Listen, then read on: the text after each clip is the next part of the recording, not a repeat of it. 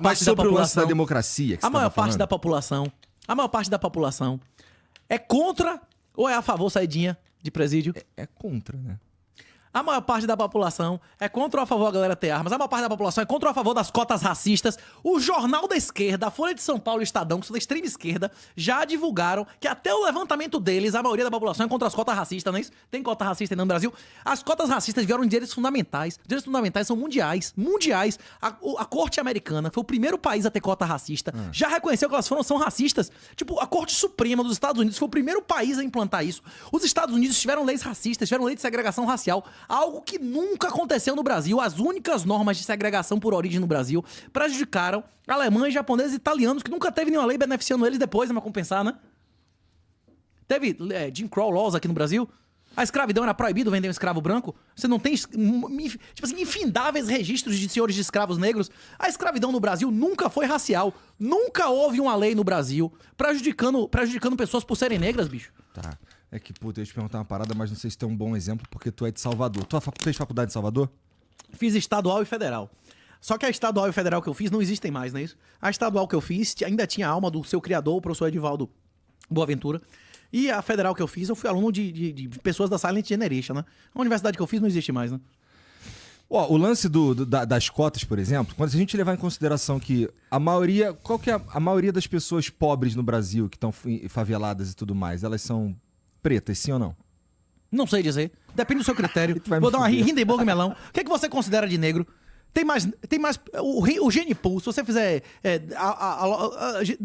esses exames genéticos aí, qual o percentual do gene pool identificável europeu e africano tem no Brasil? Você acha que tem mais branco ou negro no Brasil? Aqui a questão é que, por imposição legal, lembra que eu falei que até as bactérias respondem a estímulos? Quando você tem um comportamento dominante, quem fizer aquele comportamento sobrevive, quem não fizer morre. Com o tempo, a maior parte da população vai seguir aquilo ou não? Vai, porque quem não seguir vai morrer, né? E quem seguir vai se dar muito bem. No Brasil, vale a pena você dizer que você é mulher? No Brasil, se vale a pena você virar dizer... mulher, botar mulher no documento, aposentar antes, sua mulher vai poder meter Maria da Penha em você? Eu não acho que vale a pena ser mulher no Brasil, na real. No papel? Você tem mais direitos como homem? Não é uma questão de direitos, é uma questão de como eu tenho que lidar com a sociedade.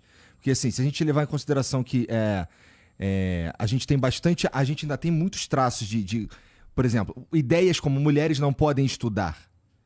A maioria dos universitários nesse país são mulheres. E existe um negócio. O que você está fazendo chama indulgência patológica. Você já ouviu falar nisso? Indulgência patológica. Você compreende o conceito de neotenia? Não. Por que homens usam barbas? Isso é de pelo facial. Isso é uma comunicação entre homens. Por que essas mulheres... Eu uso barba porque eu não tenho queixo. Isso, é isso. Mas... Não tem nenhuma outra razão. Beleza, você compreende que nós tratamos homens e mulheres de maneira diferente? Com certeza. Ou não? Você tem a mesma tolerância, um cara falar certas coisas pra você, você daria outra resposta se a mulher falar essa mesma coisa pra você, certeza, né? Ou não? Isso é indulgência patológica. Tem pesquisas científicas demonstrando que você deixa uma criança da mesma idade, tamanho e peso, no mesmo lugar, e quando é uma menina, tem 10 vezes, se diz entre 5 e 10 vezes mais pessoas salvando a menina do que o menino. De 3, 4, 5 de qualquer idade. Você trata pessoas de maneira diferente. O que você está fazendo agora é dando um tratamento diferenciado a pessoas, não pelo seu comportamento, mas uma característica inerente que ela não teve nenhum mérito e nenhuma culpa por ela ter nascido homem ou mulher.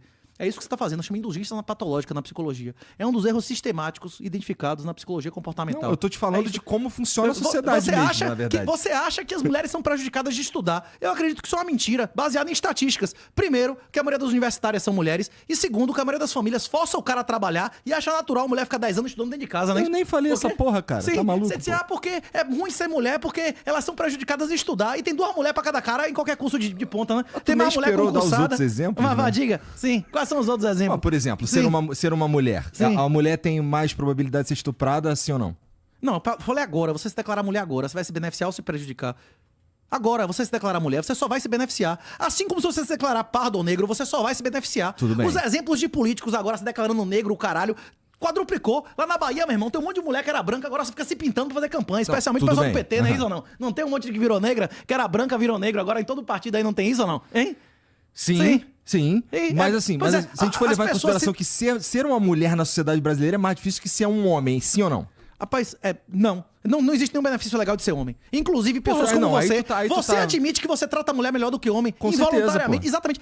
Toda a sociedade, as pessoas, nós vivemos em um regime que qualquer característica masculina é pesadamente castigada. Ser homem hoje está sendo criminalizado. Mas a mulher pode te bater, te não... gritar. Não existe lei nenhuma. Se a mulher te gritar, não vai dar nada. Você chega na delegacia, a galera dá risada de sua cara. Vai a mulher fazer uma falsa acusação que você ameaçou, gritou ela. Você vê o resultado disso aí. Nós vivemos em um ginofascismo absoluto. O reino da mentira. Onde vale a pena a mulher mentir pra poder acabar com a vida do cara. Mas isso tem a ver com a maneira como as coisas são implementadas e como os seres humanos lidam com a lei, por exemplo? Não, isso é totalmente artificial. Isso é engenharia social comunista. Isso é engenharia social pura. É o processo revolucionário que a gente tá vivendo. A gente vive uma revolução. A gente tá numa das fases da revolução de infiltração e subversão. Eles não teriam poder total se eles não destruíssem as universidades e a lei e tudo mais, instituição criminal. Isso tá na história clássica das revoluções. Isso inclui controle de narrativa também? Tudo, natalidade, fecundidade. A destruição das famílias é essencial para o aumento do Estado. Uma pessoa que tem muitos irmãos e primos não precisa de governo. Quem tem uma família sólida e numerosa não precisa de governo. Eles precisam destruir sua família. Eles precisam destruir sua família. A mulher, hoje, o objetivo do governo é que ela veja o protetor e o provedor dela como o governo e não o marido. Isso. Quem vê o governo como seu protetor e provedor vai votar pela liberdade ou pela escravidão? Pela escravidão. A maioria das pessoas são escravas pela própria natureza, isso é inevitável. A solução é individual. A salvação é coletiva e individual. A salvação é individual. Só você pode se salvar. No máximo a sua família, se eles quiserem aceitar, não é isso? Vamos lá, tu falou que uma família com 8 pessoas, 8 componentes, aí, sei lá, o pai, a mãe, 4 filhos, não precisa de governo. Se você tiver uma família sólida e numerosa, você vai passar fome? Você me perguntou quem vai dar a vacina. Se você tiver uma família sólida e numerosa, sua família vai dar a vacina a você. Ou vai lhe dar a oportunidade de você poder comprar a vacina, não é isso?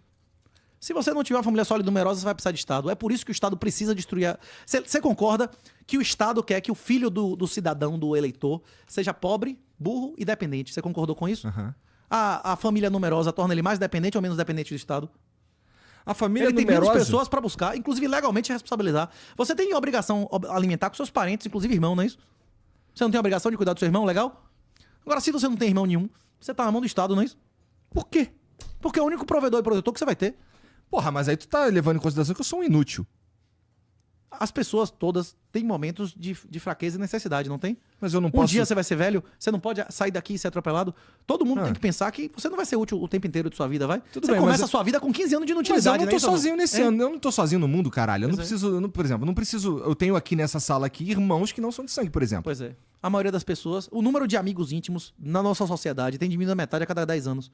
Isso é uma doença, isso é uma epidemia de doença, isso leva a uma epidemia de doença mental. Quanto menos parentes e amigos uma pessoa tem, maior a probabilidade de ela ter problemas mentais. A gente está caminhando para uma sociedade que a maioria das pessoas não vai ter família, não vai ter amigos e vai ser doente mental como consequência disso. E isso é planejado por esse pessoal que acha que tem que reduzir a natalidade. E a principal ferramenta disso é o educacionismo. Dizer que a pessoa ter títulos acadêmicos vai aumentar a renda dela, vai melhorar ela moralmente. O gnosticismo, né? Mas existem vários outros fatores pra gente estar tendo mais doenças mentais. Mas esse é o principal. Esse é o principal. Existem outros fatores. Pô, e o isolamento das pessoas advém do crescimento do Estado. O isolamento das pessoas vem deles terem menos amigos e menos parentes pelo aumento do Estado. Tudo bem, mas aí se a gente pega esse cenário e coloca ainda por cima, por exemplo, redes sociais. Então uma pessoa ela consegue se isolar mesmo dentro de uma família numerosa.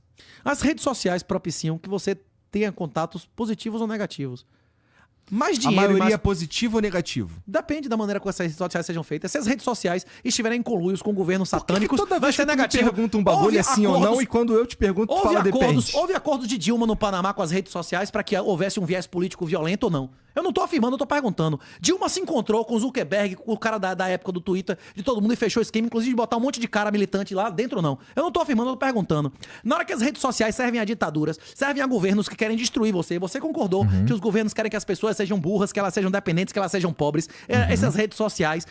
Aí o pessoal, outro dia tava dizendo, como é o nome do cara, Ícaro, sei lá o quê, dizendo, não, a direita está perdendo o debate público, mostrando que perfis de direita perderam seguidores. Bicho, a direita está perdendo o debate privado. O debate, o lobby de quem vai controlar quem vai controlar o shadow ban e os banimentos, como é o que o cara do Twitter falou lá? O banimento sem dizer quem mandou nem porquê, não é isso? Não, isso aí é super esquisito, sem dúvida. Sim. Você acha que... Vem cá, as pessoas estão demandando mais ou menos... As pessoas no Brasil. Você acha que tá aumentando ou diminuindo as igrejas? Tá diminuindo. Que pariu, eu não faço a menor Rapaz, ideia, tá explodindo, bicho. O número de pessoas buscando... Procure os ritos mais tradicionais, mais conservadores. Nunca houve tanta gente buscando rito maronita, como é o nome do rito maronita lá? Quem é que faz esse levantamento? A missa antiga. Rapaz, entre em qualquer igreja dessa, você tá bombando. Tá bombando. As pessoas querem rito tridentino, os caras querem missa em latim. Quanto mais você impor a eles coisas que eles reconhecem como satânicos, mais eles vão buscar a salvação num negócio mais conservador. É a terceira lei de Newton. Qualquer ação produz uma reação de força contrária e direção oposta, não é isso? E tu acha que o Estado trabalha ativamente pra fuder com isso daí? Ó. Que houve? Pra fuder com isso daí o quê? Pra fuder com as pessoas procurarem não admitirem esse empurrão pro lado mais progressista. Daí eles vão se refugiar em igrejas, O Estado quer que as pessoas sejam dependentes, ricas ou inteligentes. Não, ou tudo burras. bem, a gente já chegou a essa conclusão que quer que todo mundo seja idiota. Fuder depende do que seja fuder com as Tudo bem. pessoas, né? Isso Não, não é não, orgia não, obrigatória, né? Tipo assim, é isso. Tem que ver o conceito do que você tá dizendo, né? Não tem que ver o que é especificamente essa palavra. Por exemplo, eles querem empobrecer, emburrecer e aumentar a dependência das pessoas. E isso inclui ataque a igrejas, por exemplo? A escola pública foi criada na Prússia para que pessoas obedecessem a grito marchando e fosse ao fogo inimigo, não é isso? Que as pessoas obedecessem ordem para morrer. É para isso que a escola pública foi criada. E continua sendo isso. Só que cada vez eles estão aumentando a tecnologia para conseguir isso de maneira mais eficiente. A gente não devia ter escola pública. Rapaz, o Estado controlar a educação é mais imoral do que o Estado controlar a religião. Mas o Estado controla a educação, inclusive nas escolas privadas. É um absurdo. Isso é um absurdo. Quem acredita nisso está seguindo o que foi pioneiramente criado por pessoas que foram feitas e que foi criado para fazer os filhos dos escravos morrerem. Exatamente. Quem acredita que a educação tem que ser controlada pelo Estado é aquele cara que tá seguindo um exemplo de bigode. Eram os bigodistas que faziam isso na Segunda Guerra Mundial, não é isso? Que achavam que nada fora do Estado, não é isso? Que o Estado tem que controlar as empresas, que o Estado tem que ter campeões nacionais, que o Estado tem que controlar a educação, que tem que controlar o ambientalismo, garantir o meio ambiente, garantir a saúde das pessoas. Isso. Não há. O bem que o Estado pode fazer é limitado. O mal é ilimitado. Existe uma coisa chamada perda de bem-estar social, não é isso? Tem o Liquid Bucket e tem o Deadweight Loss. Não existe nada que o Estado faça, gastando R$1, que não destrua pelo menos 5. E às vezes destrói 500. Nada que o Estado faz, ele cria riqueza, ele só destrói. E esse Estado social que a gente está vivendo é o ápice do Estado social. Todos os Estados sociais levaram a colapso satânico. Teve o exemplo da Revolução Mexicana. Você ouviu falar lá depois da Revolução Mexicana? A primeira Constituição Social do México foi a época que houve a revolta dos cristeiros. Você bota aí, filme dos cristeiros. Você vê o que aconteceu. Foi uma mortandade absurda e tal, perseguições da Igreja Católica que duraram quase 70 anos. Terminaram quase na década de 90, beleza? A segunda Constituição Social da história foi a República de Weimar, que inclusive teve um cara chamado Stefan Zweig. Stefan Zweig foi o cara que disse que o Brasil era o país do futuro. Já ouviu essa frase? Uhum. Ele também acreditava que o idioma do futuro era Esperanto. Você conhece alguém que fala Esperanto? Não. Então o cara era um abestalhado sobre o futuro, não é isso? Mas tem caras que são abestalhados quanto ao futuro, como Marx, que sempre tendo as previsões de futuro que ele fez eram erradas, mas 100% quase das previsões de presente que ele fizeram era verdadeira. E o Stefan Zweig viveu essa época e ele conta claramente como a maioria das famílias da Alemanha tiveram casos de prostituição para comer. Para comer. Isso aconteceu, isso não deu certo na Alemanha, vai dar certo no Brasil. A Constituição brasileira é a maior Constituição social da história da humanidade. Qual foi o ano da nossa Constituição? 88. Qual foi o ano que caiu o Muro de Berlim? Foi quando? 89. 89, é. O Estado Social foi criado para combater o comunismo. A gente criou uma arma máxima na véspera do negócio não existe mais, não é isso? Você não pode jurar lealdade à Constituição e à Bíblia ao mesmo tempo. Inclusive, a Constituição, ela mente em si mesma. Não existem vários conceitos que ela garante ali que vai ter. Pode existir pleno emprego e salário mínimo pleno que satisfaça todas as necessidades ao mesmo tempo? Não. São mentira. Só você garante um ou outro, não é isso? Existe liberdade, igualdade e fraternidade ao mesmo tempo? Eu posso garantir que todo mundo vai ser igual e livre? Então, cadê a liberdade de ser desigual? Como é que o cara vai ser livre e fraterno? Eu não posso ser livre para não ser fraterno? Essas tríades de gratuito, geralmente elas expressam mentiras absolutas. E se você só acreditar em mentiras, você vai seguir a quem? Você vai querer ouvir a quem? Você vai aceitar a promessa de quem? Quem ganhou na eleição, Jesus ou Barrabás? Barrabás. E até hoje, a galera continua escolhendo o ladrão assassino, não é isso? É que as escolhas estão ficando cada vez mais difíceis também, né? Por quê? A escolha sempre é essa. Todo dia quando você acorda, você vai escolher entre Jesus e Barrabás. Tudo que você escolhe é só isso. Seja feita a minha vontade ou a vossa vontade. O que importa é ser feliz ou ser bom. É isso que você tem que responder toda vez que você decide uma coisa na sua vida. Isso. O livre-arbítrio não é pra fazer coisas infinitas. É obedecer ou desobedecer. Tudo que a gente faz só tem essas duas opções, não é isso? Ser bom ou ser feliz, Renatão? Hoje tu acordou e tu escolheu o quê? Servir a Deus. Isso. Isso é ser bom ou ser feliz? Isso é bom. Isso é bom. Você acha que eu tô feliz em estar longe de minha casa uma semana sem ver minha família aqui? Eu espero que não. Eu tô com desconforto físico aqui de ficar falando 3, 4 horas por dia e tal. Isso não me traz alegria. Isso não traz alegria nenhuma. Agora é meu dever. As outras pessoas que poderiam estar fazendo isso aqui, elas são muito mais valiosas do que eu e muitas outras coisas. Tu O considera que sai, teu- desculpe me interromper, o que sai da minha boca não veio da minha cabeça. Veio da cabeça de caras como eu mencionei aqui, Thiago Salem, Vilela, o Miguel, o Nacélio, o Dove, que são muito mais valiosos do que eu e que nunca vão meter a cara num programa desse aqui. Mas eu Sim. suponho que você pegou tudo que eles falou, ruminou, pensou, Isso, lógico. digeriu e chegou a uma conclusão. Tem coisas que eu digo que vieram da boca do professor Olavo, tem coisas que outros caras que o Olavo leu, não é isso? O Eric Vogelin e tal, não é isso? Por esse lado, ele também o cara, se você for conversar com um comunistaço aí, o cara pró-China pra caralho, por exemplo, ele vai citar pra vocês autores muito foda também. Pois é. E aí? A verdade não vem de autores fodas. A verdade vem da lógica ou de prova material primária. Como eu já falei aqui, essas são as únicas fontes da verdade. Tá. Autores fodas. O primeiro livro, inclusive, que eu li, Ah. a primeira vez que eu li alguma coisa de Olavo, foi um prefácio de um livro de Schopenhauer, Como Vencer um Debate Sem Ter Razão. A primeira falácia é a falácia da autoridade. Aí você diz, não sei quem disse. Total. Essa é uma das Foda-se, coisas que eu não mais tem- acho. O cara pode ser pique e tá dizendo mentira, não é isso ou não? Total, mas você tá citando um monte de cara aí também. Não, eu tô dizendo que eu não tenho méritos, eu tô renunciando aos méritos de muitas coisas que eu digo que elas não vieram na minha cabeça, não é isso? Tá. Eu não criei um monte de coisa que eu tô dizendo aqui, não é isso ou não? Uhum.